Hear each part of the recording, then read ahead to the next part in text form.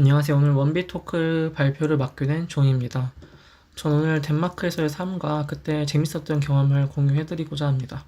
벌써 10년도 지났는데요. 2012년 봄 학기에 덴마크의 수도 코펜하겐에 있는 대학교로 한 학기 동안 교환학생을 갔다 왔습니다. 이번에 발표 준비를 하면서 저도 옛날 사진을 보며 추억에 잠기기도 하고 사실 기억이 100% 나지도 않습니다만 그래도 최대한 기억을 짜내서 4개월 정도의 짧은 경험과 그곳에서의 삶은 어떠했는지 공유해드리도록 하겠습니다. 먼저 덴마크는 보시는 것처럼 스웨덴, 노르웨이, 핀란드와 함께 네 국가가 북유럽으로 묶이고 스칸디나비아 반도에 위치합니다. 위치상 그 중에도 제일 남쪽에 위치하기 때문에 북유럽 국가 중에서는 따뜻한 편입니다.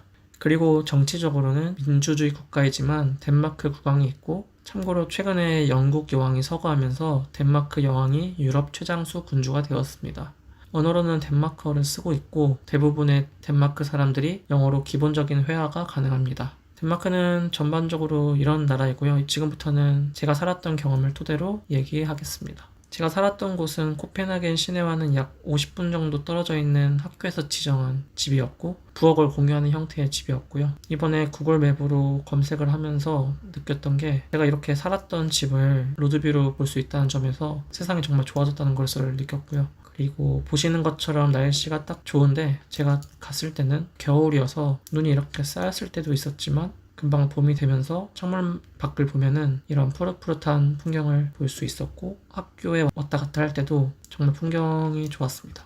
제가 다니던 학교도 가깝진 않았었는데요. 버스로는 갈아타서 30분이 넘게 걸리는 거리였습니다. 교통비도 만만치 않았기 때문에 교통비를 줄이고 시간도 절약하기 위해서 저는 중고 자전거를 구입해서 학교에 자전거를 타고 다녔습니다. 여기서 덴마크의 대중교통 얘기를 더 해보도록 하겠습니다. 덴마크의 대중교통은 총 4가지 정도가 있습니다. 먼저 우리나라 지하철처럼 여기저기 뻗어있는 에스토그가 있고, 우리나라의 기차와 비슷한 역할을 하는 레저널 토그가 있습니다. 그리고 메트로는 코펜하겐 시내 중심가와 공항을 연결하는 무인 기차입니다.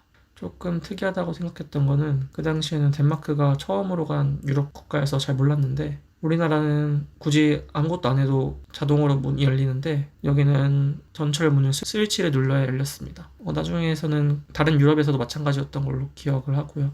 그리고 그 당시에 신기했던 점은 버스가 새벽에도 다닌다는 점이었는데 지금은 서울시에 M버스가 있지만 10년 전에는 없어서 되게 좋다라고 하면서 밤에 친구들과 놀고 종종 이용한 기억이 있습니다. 그리고 코펜하겐의 대중교통은 좋은 시스템이라는 게 있는데요. 예를 들면 제가 살던 집이 여기 31존에 속하고 그리고 31존 내에서 이동하는 건 원존에 해당됩니다. 하지만 학교가 있는 42존에 가면 이렇게 두 존을 거쳐야 되기 때문에 두 존에 해당되는 티켓을 사야 되고요. 그만큼 돈을 더 내야 되고 이런 방식으로 거치는 존의 수에 따라서 존의 개수가 많아질수록 티켓의 가격도 늘어나는 구조입니다. 저는 그 당시에 이런 10번 찍을 수 있는 티켓을 사는 것이 제일 경제적이었는데요. 버스를 타든 지하철을 타든 이렇게 오른쪽에 보이시는 노란색 기계에 티켓을 넣으면 시간 같은 걸 찍어줍니다. 우리나라는 개찰구가 있어서 카드를 찍어야 개찰구가 열려서 승객이 탑승이 가능하지만 덴마크는 개찰구가 아예 없습니다. 승객이 스스로 저 티켓을 이 노란 기계에 넣고 체크해야 됩니다. 즉 요금을 강제하는 시스템이 아니라 알아서 결제를 해야 되는 시스템이고요. 결국 어떻게 보면 그냥 공짜로 탈 수 있는 거 아니냐, 하지만 그것도 맞는 얘기고, 하지만 가끔 전철이나 버스에서 경찰이 검사를 해서 걸리면 꽤 많은 벌금을 내야 됩니다. 그 당시 우리나라는 이미 대중교통카드가 보급된 상태여서 종이로 된 티켓은 좀 발달이 늦다고 생각했었는데요. 사실 지금은 여기 왼쪽에 보이시는 종이 티켓은 2017년에 사라지고 지금은 우리나라와 같이 모바일 카드로 바뀌었다고 합니다. 하지만 결제를 승객이 스스로 양심적으로 해야 되는 시스템은 그대로 있다고 합니다. 또 요즘에는 앱이 있어서 목적지를 찍으면 몇 개 존을 가야 되는지 그리고 금액까지 나오고 미리 충전을 하는 시스템으로 바뀌었다고 합니다. 그리고 앞서 자전거로 통학을 했다고 말씀을 드렸는데요. 덴마크는 아시다시피 자전거 문화가 가장 잘 되어 있는 나라 중 하나입니다. 10년 전에도 이미 자전거 도로는 보시는 것처럼 인도와 차도와 완전히 구분되어 있었고 자전거를 위한 고속도로까지 존재했습니다.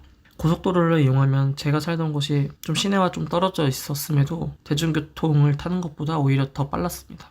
그리고 현재 우리나라 지하철 일부 노선에도 있지만 자전거를 타고 탈 수 있는 전용 칸이 따로 존재합니다. 뿐만 아니라 요즘엔 우리나라 자전거 문화가 많이 발달해서 자전거를 많이 타시는 분들은 자전거 수신호를 잘 하시는데요. 코펜하겐에서 자전거를 탈 때 주위에 누가 없더라도 모든 사람이 기본적으로 수신호를 하는 걸 볼 수 있었습니다. 그래서 이런 사람들의 인식도 자전거 문화를 더 발달시킬 수 있지 않았나 생각이 들었습니다. 그리고 자전거 관련 법도 되게 잘 되어 있는데요. 예를 들어 날이 어두워졌는데 자전거의 앞뒤로 등이 달려있지 않았으면 자전거를 탈 수 없고, 그 상태로 만약에 타다가 걸리면 벌금을 내야 됩니다. 그래서 만약에 코펜하겐에 여행을 가신다면 자전거를 타고 여유있게 코펜하겐의 시내를 여행하시는 것도 추천드립니다.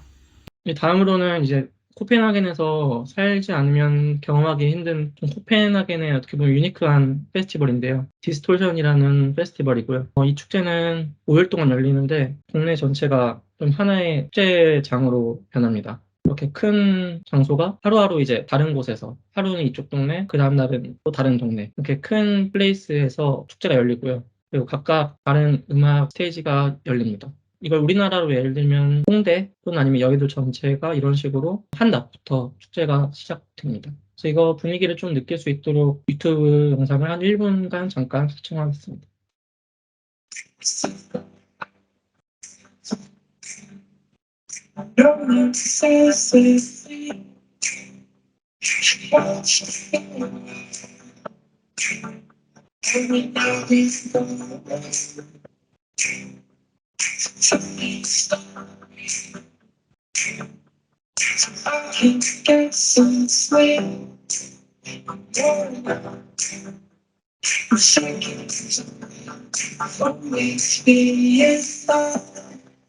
네, 여기까지 볼게요. 사실 다른 북유럽 국가들은 음주에 대한 규제가 굉장히 강해가지고 덴마크는 근데 그런 규제가 거의 없어서, 그리고 맥주 가격도 좀 많이 싸서 이런 축제 문화도 가능하지 않나 싶습니다. 마지막으로 소개해드리고 싶은 건 덴마크의 휘게 라이프인데요. 휘게라는 단어는 덴마크어이고요. 저도 친구들이 휘게 이렇게 얘기할 때 잘 못 알아들었던 기억이 있어요. 영어 단어로 정확하게는 설명되지 않은 단어이고요. 가족들과 또는 친구, 연인들과의 시간, 그뿐만 아니라 혼자서도 바쁜 일상에서 벗어나서 여유로운 삶을 즐기는 거라고 볼 수 있습니다. 저도 그때 친구들과 강 옆에서 와인도 마시고 공원 가서 누워있고 했던 게 좋은 추억으로 남아있습니다. 결국 제 생각에는 휘게 라이프는 남들과 비교하고 외부에 보여지는 모습보다는 곁에 있는 사람 또는 자신만의 시간을 사랑하고 소중히 여기는 라이프 스타일인 것 같습니다. 덴마크인들은 이 단어를 더 가까이 하면서 이런 방향으로 삶을 추구하고 있는 것 같습니다. 네, 여기까지가 덴마크 이야기였고요. 들어주셔서 감사합니다.